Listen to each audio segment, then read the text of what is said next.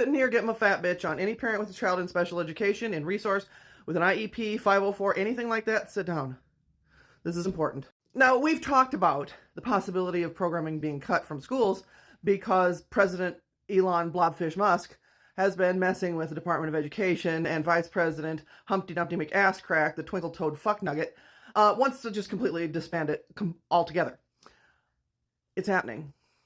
Let me show you. This is the from the South Range School District in Ohio. They basically sent a letter home to parents saying if you have a child with an IEP, they're not welcome in the school.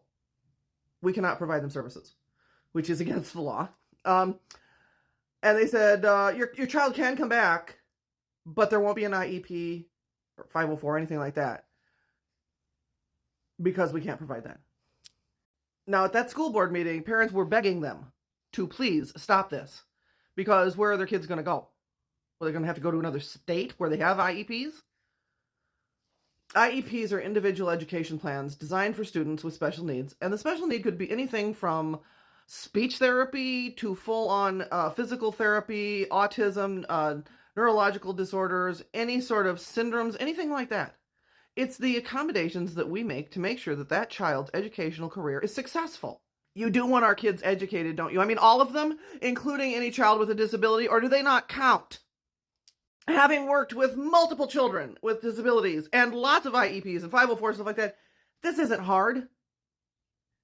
And legally, they're not supposed to exclude them. But if it's gone at the federal level and there's no protections for disabilities and there's no Department of Education, well, I don't know what you're going to do.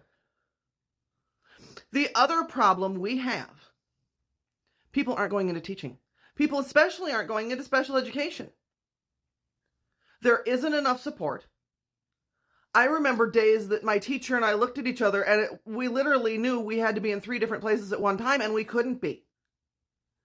They need more paras. They need to pay a living wage for paras. I've heard as low as $9.50 an hour for paras. Now, OPS pays a lot better, but still, it's a hard job. And the teachers have so much burden put on them nowadays.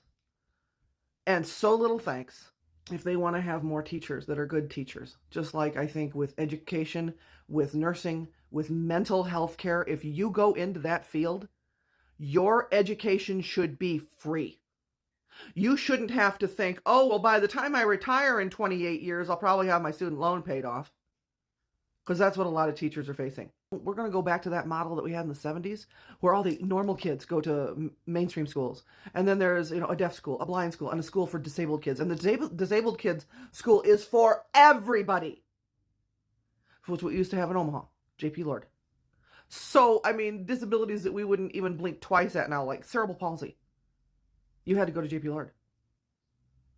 There wasn't an option. We need to start paying teachers like they pay professional athletes. We need to start paying paras so they don't have to work 2 extra jobs. And we need to make sure our disabled children are taken care of just the same as everybody else.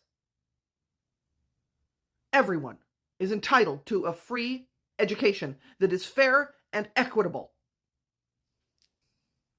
We're going backwards, not forwards. And the ones that are going to pay for this are all of our children.